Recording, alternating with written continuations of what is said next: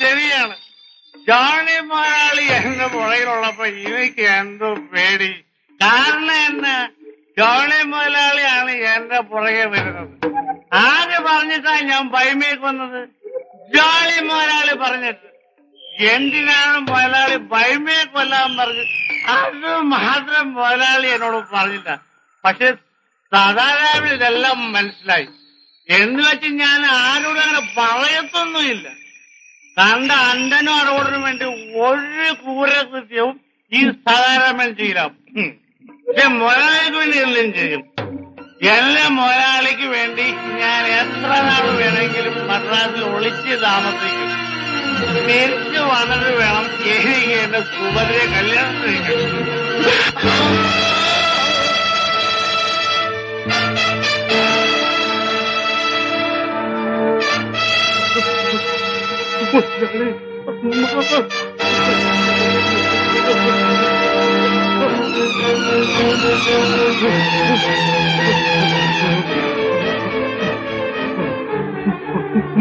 മുതലാളി,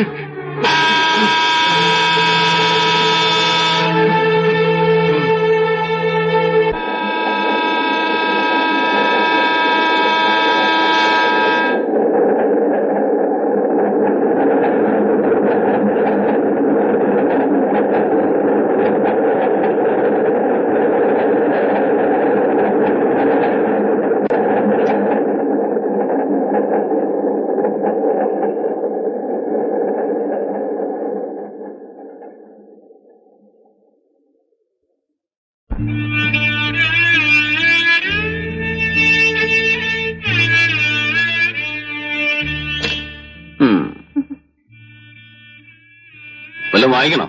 വേണ്ട, ഇത്തിരി നേരത്തെ വരാമോ? വരാ. എന്താ സിനിമയ്ക്ക് വേണം? വേണ്ട, ഡോക്ടർ ഒന്ന് കാണണം. ഡോക്ടറോ? എന്താ അസുഖം? അസുഖമൊന്നുമില്ല. അസുഖമൊന്നുമില്ലെങ്കിൽ പിന്നെ എന്തിനാ ഡോക്ടറെ കാണുന്നത്? അസുഖം ഉണ്ടോ ഇല്ലെന്ന് ഡോക്ടർ തീരുമാനിക്കട്ടെ. നേരത്തെ വരൂ. ചേടാ, അസുഖം ഉണ്ടോ ഇല്ലെന്ന് തീരുമാനിക്കുന്നത് ഡോക്ടറാണ്. അതെന്താ അസുഖമാണ്?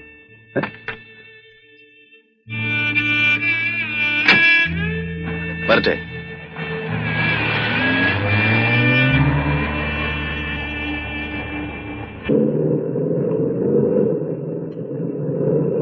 എന്റെ ദൈവമേ, ആരുമില്ല എന്നെ അടിച്ചുവിടാൻ. അവിടെ കിടക്കാൻ ഇവിടുന്ന് അഴിച്ചു വിട്ടാണ്ടല്ലോ. ഞാൻ ഒന്ന് ഫോൺ ചെയ്താൽ മതി. മന്ത്രി ലെവലിൽ വരെ നിന്റെ ആൾക്കാർ വന്നു. എന്നെ പൊക്കും നോക്കിക്കോ. എടീ, നീ എന്നെ ആവശ്യത്തിന് വിളിച്ചിട്ട്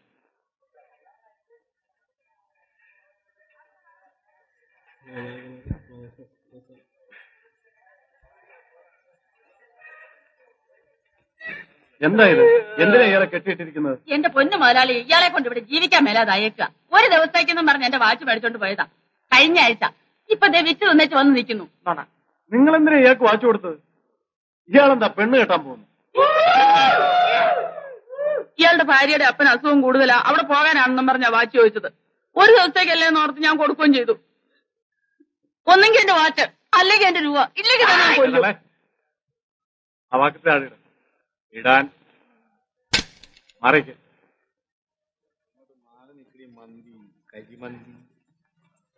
താൻ ആരുടെ കല്യാണം മുടക്കാനാ പോയത്? ഞാനൊരു കല്യാണം ആലോചിക്കാൻ പോയതാ. ആർക്കാ?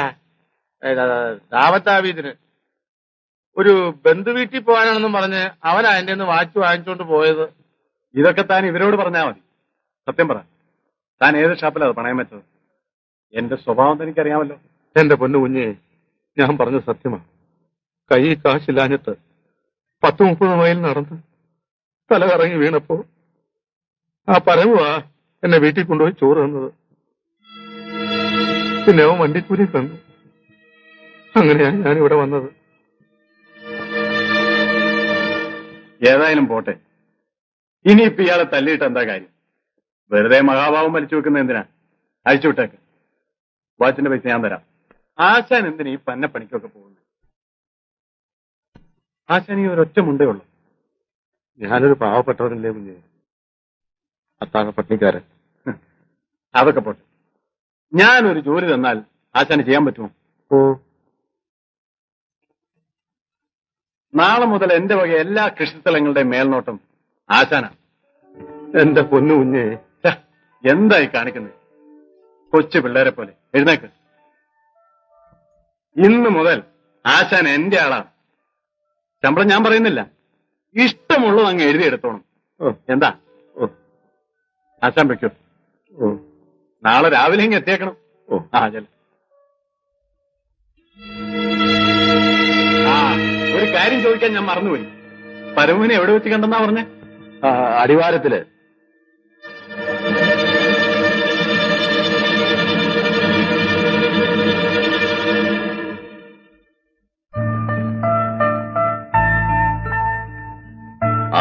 ഞാനൊന്ന് വരാൻ കുറെ വൈകും. ഒരു പാർട്ടി പാലക്കാട് ട്രിപ്പ് പറഞ്ഞിട്ടുണ്ട്. എത്ര വൈകാലും ഞാനിങ്ങ് എത്തും. ഇതൊക്കെ ഒരു കാര്യം ചെയ്യും, ആ നാണിയമ്മയെ കൂടെ കൂട്ടിന് വിളിച്ചു. ഒന്ന് നിന്നേ, ഏതെങ്കിലും ഒരു വെല്ലി തൊട്ടെ. എന്തിനാ? തൊട്ടെ പറയാം.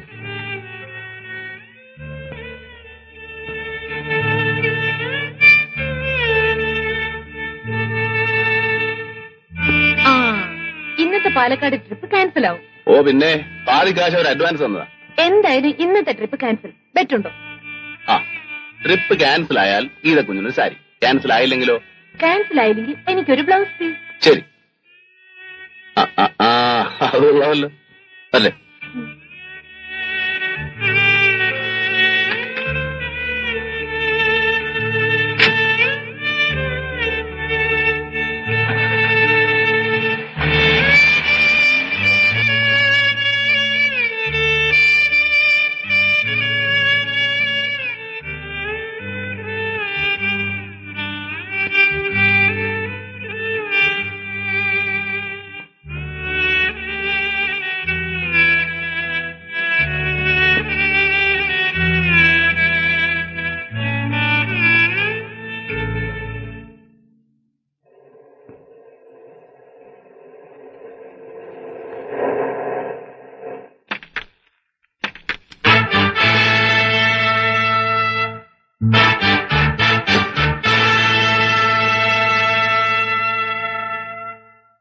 സാരിയുടെ കളർ ഞാൻ പറയട്ടെ, റെഡ്.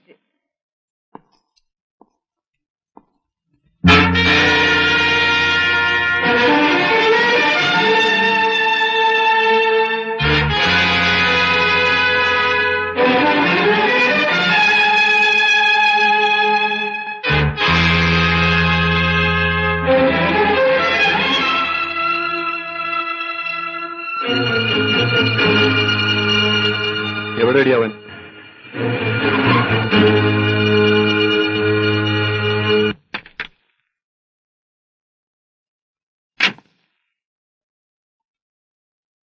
ഗീതക്കുഞ്ഞെ, ഗീതക്കുഞ്ഞെ, പെറ്റ് ജയിച്ചു കേട്ടാ.